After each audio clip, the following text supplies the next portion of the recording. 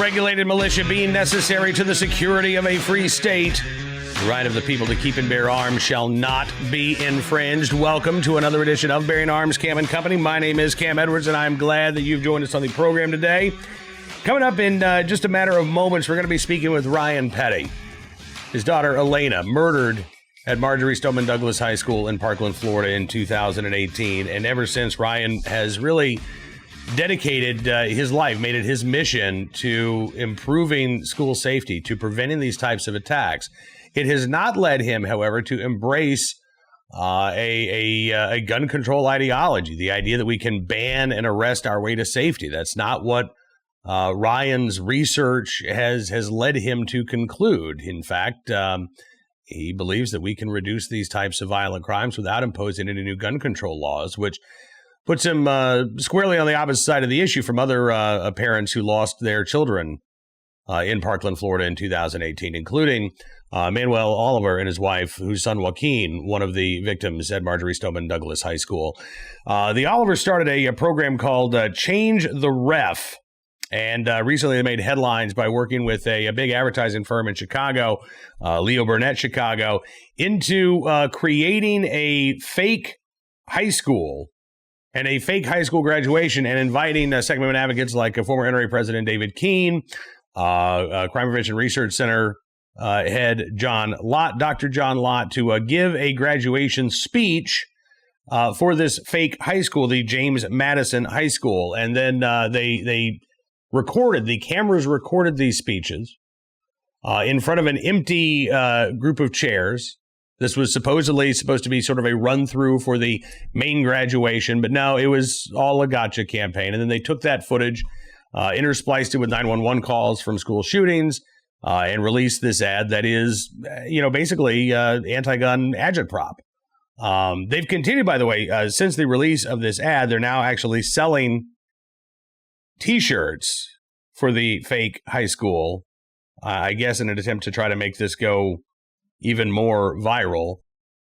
So did it change anything? Look, there were a lot of headlines, right? But did it actually change anything? I would argue no, but I wanted to get Ryan Petty's take as well. So we had a fascinating conversation about this new piece of anti-gun propaganda and what can be done beyond empty words and messaging campaigns to actually improve the safety of our kids in school. Take a look and a listen. Ryan, thank you so much, sir, for coming on the program. It's always good talking with you. It's always nice to see you. Thanks for having me, Cam. You bet. So, I'll just ask, what was your first reaction when you saw this gotcha video from Change the Ref? I was disgusted. That was my initial reaction. One of the participants, Dr. John Lott, has become a personal friend of mine since the Parkland tragedy, and I rely on him for, fact checking some of the things that I've heard or seen. He's a respected researcher.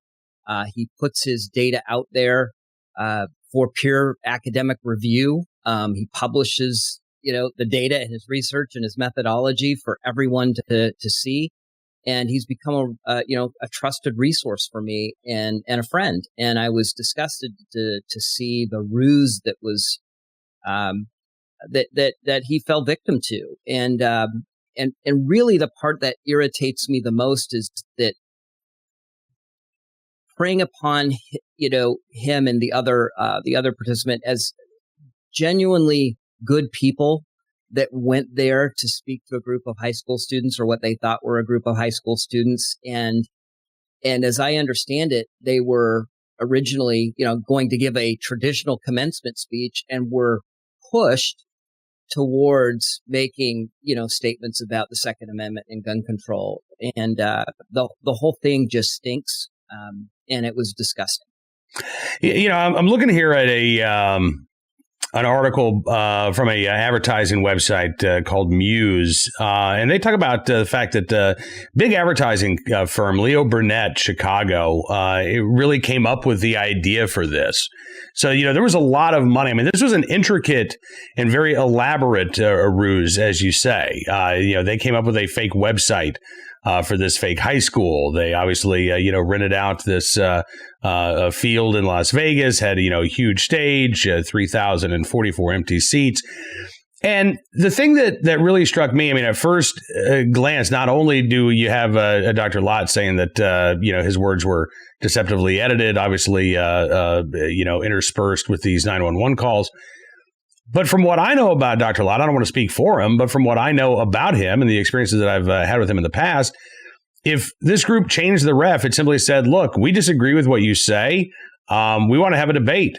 I don't think Dr. Lott would have said no to that. I think that Second Amendment advocates are happy and more than willing to talk with gun control activists in a public setting.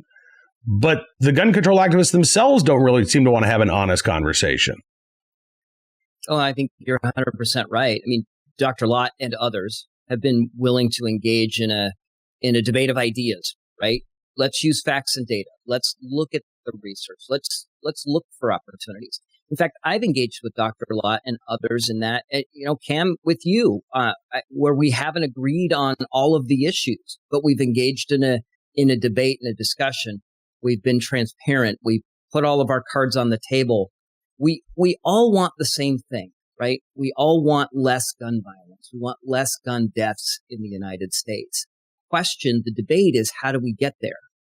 And when one side will not engage in a debate of ideas, but turn to trickery and deceptive practices to make their case, it says more about them than it does, quite honestly, those that they tricked into this sort of disgusting display.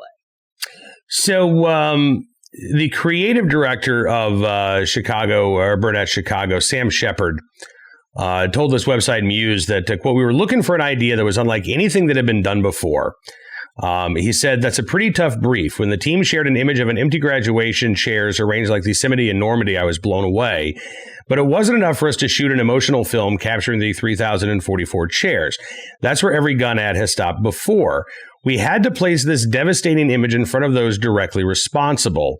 He said it was important for us to go all the way, no matter what the cost, to finally confront those NRA members with the results of what their words and their lobbying have caused. He says this is a statement, an indictment of those who don't think they will ever be held accountable for their words.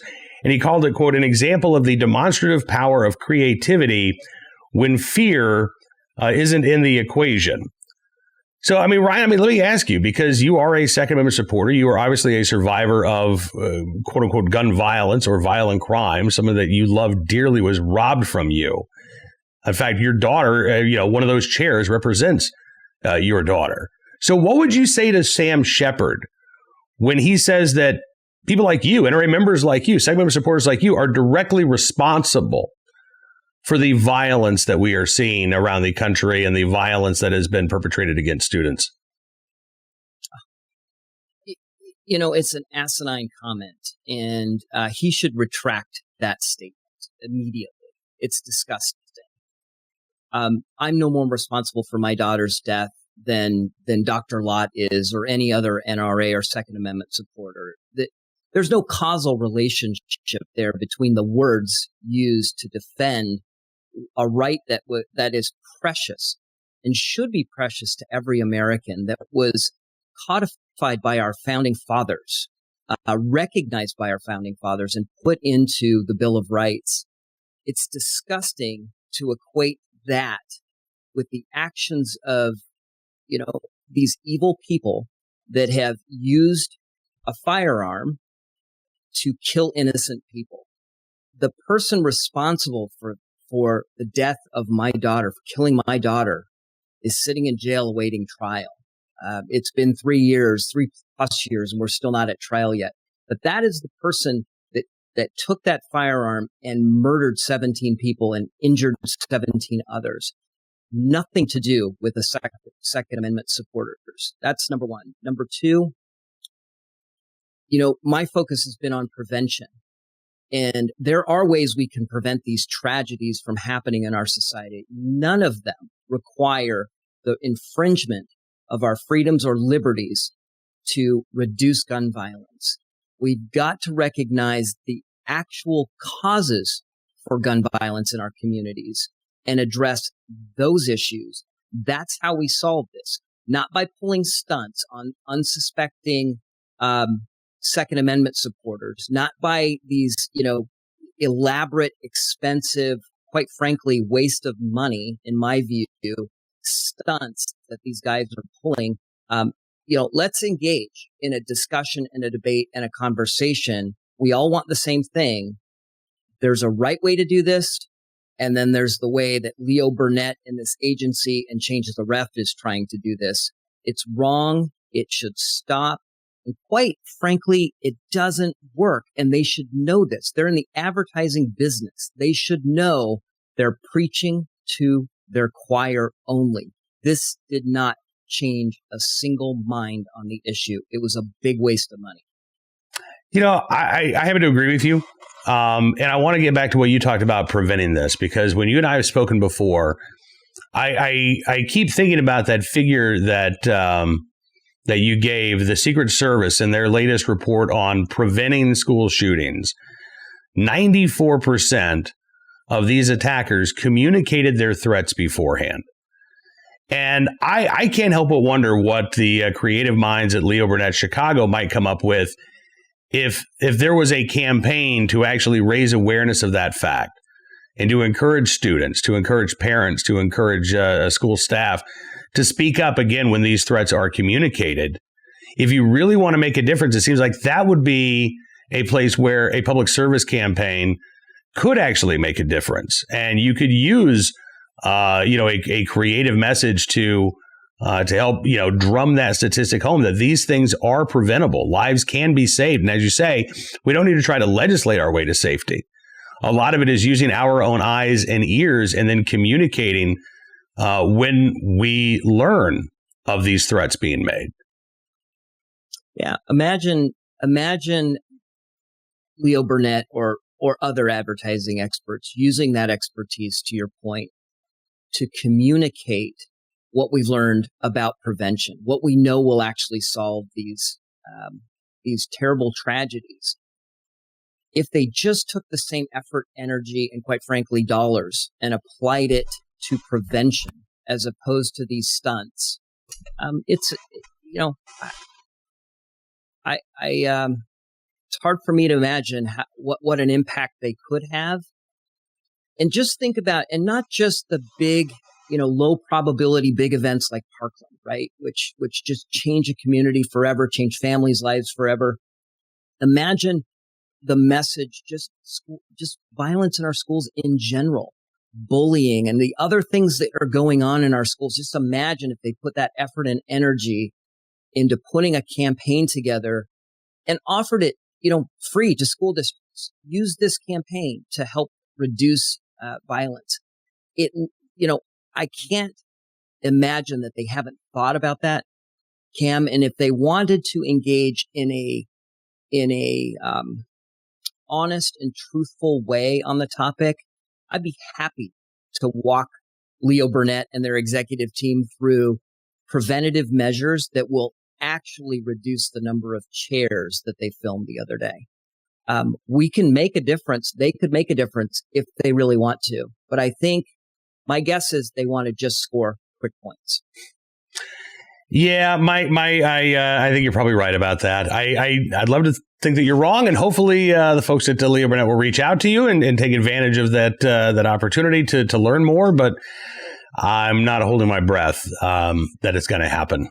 In the meantime, Ryan, I do want to know more about what you are continuing to do to work on these things to address the real issues that actually can make our kids safer. What have you been up to over the course of the last few months, and what are you working on right now?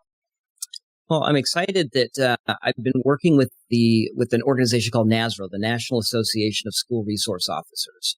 You know, Cam, over the last year or so, there's been a big push to defund the police, and part of that has been defund school resource officers in our nation's public schools.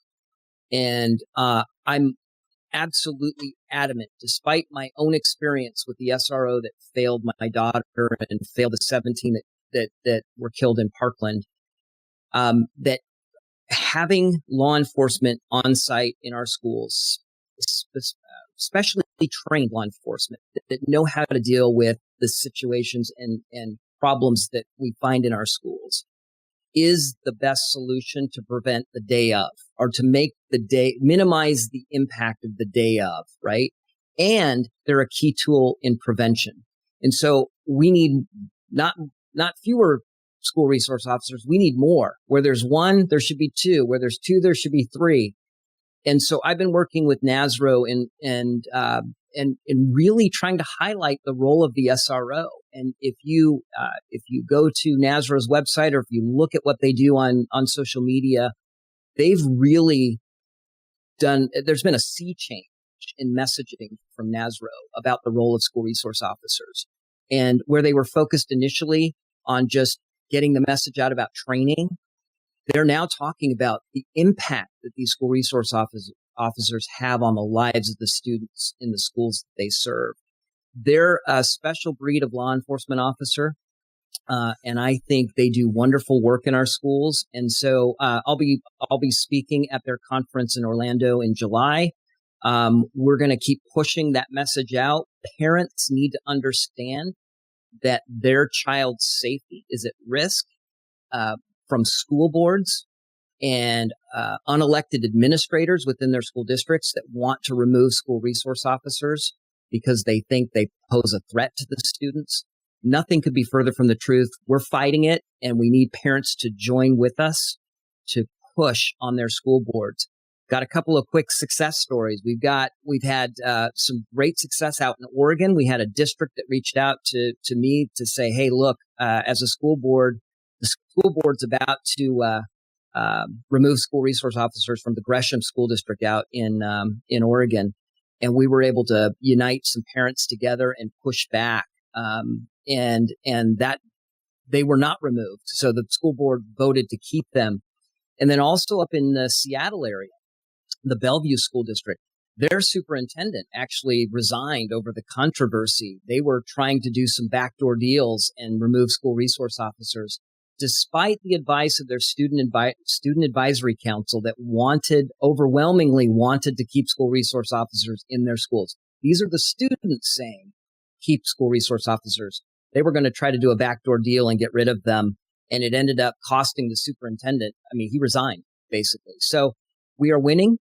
We've got to keep pushing. But I want every parent in the country to understand that they need to be active and involved at their district level, because there are weak needs school board members that are willing to listen to the activists and remove the last line of defense for their child in that school. So parents, get involved. Absolutely. Ryan, as always, sir, thank you for being involved. Thank you for being engaged. Thank you for what you do and for spending some time with us today. I hope we get a chance to do it again very soon. Thank you, Cam. As always, appreciate Ryan spending a few minutes with us. Now let's turn our attention to today's Armed Citizen story, our good deed of the day, and our recidivist report. We will start there. Here's the headline. Doesn't say much. Victims identified in fatal shooting, suspect in police custody. This is from Lafayette, Louisiana. And in this particular fatal shooting, the suspect that was taken into custody, well known to police, DeJuan Clay, 23 years of age, driving the vehicle in which one individual, a 19-year-old named Javier Batiste, was shot and killed. Clay, according to KATC, turned himself into authorities at the Lafayette Police Department back on June 28th. That would be a Monday. Booked into the Lafayette Parish Correctional Center on one count of first-degree murder, obstruction of justice, armed robbery, conspiracy to commit armed robbery, prohibited acts, as well as possession and felon in possession of a firearm. According to authorities, Clay has served time before. going back to 2016, which was only 5 years ago, Clay has pleaded guilty to illegal use of a weapon, aggravated battery with a firearm, illegal carrying of a weapon, and 2 different charges of resisting arrest. In these cases, apparently he was initially given probation. Yeah. But it was revoked after a subsequent arrest, according to KATC. All told, his records appear to indicate that he served about 2 years in jail. In March of 2019, after his probation had been revoked, after he had been sent back to jail, he fired a motion on his own behalf, asking the judge to reconsider, writing that he had 2 children, that a third had just been born the month before, said he was a student at a local community college, but he had to drop out when he was arrested and held in jail. He said that he accepts full responsibility for his actions. Is only requesting a chance to be a productive member of society. The judge denied his motion, kept him in jail for at least another brief period of time. Again, he was out. And on June 27th, so Sunday night, about 10:45 in the evening, Lafayette police responded to shots fired. When they got there, they found 19-year-old Brandon Arnold of Lafayette dead of gunshot wounds in the parking lot. He worked at the business where he was found. Police believe that he was shot during a botched robbery. Arnold was the target of the robbery, according to police, not the business itself. And then again, they found 19-year-old Javier Batiste inside a vehicle. He had also been shot. DeJuan Clay, driving the vehicle that Batiste was riding in, was arrested. Don't know if Clay is accused of actually shooting Javier Batiste or if perhaps 19-year-old Brandon Arnold was able to fire shots in self-defense. We don't know. But what we do know is that DeJuan Clay, now facing murder charges, as well as armed robbery charges, felon possession of a firearm charge, and despite a laundry list of violent crimes, DeJuan Clay did not spend much time behind bars for that earlier offense. Perhaps if he had been subjected to his original sentence, these murders would not have happened because Clay would have still been in prison. Now, turning our attention to today's armed citizen story, California, the Lake Tahoe area. Take a look at this headline. Lake Tahoe visitor shoots bear inside of home in self-defense, but some say the bear is not to blame. Oh, I don't know. I'm not trying to victim blame the bear here. The bear is just being a bear, but the bear was where the bear wasn't supposed to be, which was inside a home in the Lake Tahoe area. SFGate.com reported on this. This was June 24th. And apparently there were a group of tourists visiting Lake Tahoe. Guy returned to his house, and he heard sounds coming from the second floor. The home had been empty for most of the night. The man and the people that he was in Lake Tahoe with had all gone out to dinner. While they were out, apparently a large female black bear entered the home through a sliding glass door looking for food to eat in the upstairs kitchen. Wildlife officials said the bear weighed as much as 400 to 500 pounds, which they believe is evidence that the bear had actually become accustomed to the humans in the area and was getting a lot of its diet from rooting through trash cans and even trying to enter other people's homes. The man told law enforcement that the bear charged at him, tried to swipe at him with her arm, huffing and growling. He said that within a moment, the bear was on top of him. He actually says that the bear had her mouth on his arm. Captain Patrick Foy, the California Fish and Wildlife's law enforcement division, said he had a pistol in his other hand, and he shot the bear in the head at point-blank range. Law enforcement, wildlife officials are calling the incident a bear attack. They say that the man fired his gun in self-defense. They say that the evidence on scene backs that up. But given that this is California, there are people who are criticizing this guy for acting in self-defense. According to SFGate.com, Ann Bryant, executive director and co-founder of Tahoe's Bear League, which is a pro-bear advocacy organization, takes issue with the word attack. She said, I don't want the bear to be blamed. Close and lock your doors and windows, especially if you're not home. Bears know how to open unsecured doors and windows, and they'll come in. Okay. Look, I'm perfectly willing to say, yes, lock your doors and windows, not only to keep bears out, but to keep humans out as well. However, if you forget to do that, it doesn't mean that you should be the victim of a bear attack as your punishment. And the gentleman was still well within his right to act in self-defense, to shoot the bear, even if it had been a good idea for him to lock that sliding glass door. Apparently, there are others in the area who are criticizing the tourists as well. SFK.com says, in the aftermath of early media reports, shaming has been rampant on the internet. Comments on local news stories are quick to point blame on the shooter, a tourist. Captain Foy with the Fish and Wildlife Department says the amount of victim shaming that has taken place since this incident has occurred, it's a little bit disappointing. He said people were very rapid to jump to conclusions that this person was not defending himself or caused the problem himself. We have no evidence to suggest that this person wasn't doing anything other than defending his life against a very major and serious threat inside his own home. Well, again, that's how most people would see it. But given that this is California we're talking about here, it does not surprise me to see some people try to shame a man who acted in self-defense. Finally today, our good deed of the day. This a still from a body cam image. You can see that gentleman there in the middle. Looks like he's kind of like kneeling over, getting ready to like hurl up there. He was choking on food. And the Chandler police officer, whose body cam still we're looking at here, in the right place at the right time, willing and able to do the right thing to help that gentleman out. The video released by the Chandler Police Department on Monday shows the officer springing into action, performing the Heimlich maneuver on the man. This was back on June 24th. He eventually was able to dislodge the food from the man's throat and save his life. Police say the man is now doing okay. Don't have any information, by the way, on who this officer was. Don't have any information on who the victim was. We just know that the guy was choking, and this Chandler officer in the right place at the right time, willing and able to do the right thing to save a life and then continue on his merry way. So whoever you are, anonymous Chandler, Arizona police officer, we thank you for that very good deed. Now, that is about all the time we've got for you on this edition of Bearing Arms Cam & Company. The good news is we'll be back tomorrow with even more Second Amendment news and information from all across the nation. In the meantime, though, don't forget to check out the website, bearingarms.com. And in fact, if you like what you see there, you can become a VIP member of Bearing Arms. All you have to do, go to bearingarms.com/subscribe. Use the promo code GUNS, and you can get 25% off of your VIP membership. Not only will you get exclusive analysis and commentary from the website, but you will be helping to ensure that we can continue doing programs like this each and every weekday. So thank you very much for being a VIP member. Thank you for spreading the word about Bearing Arms Cam & Company.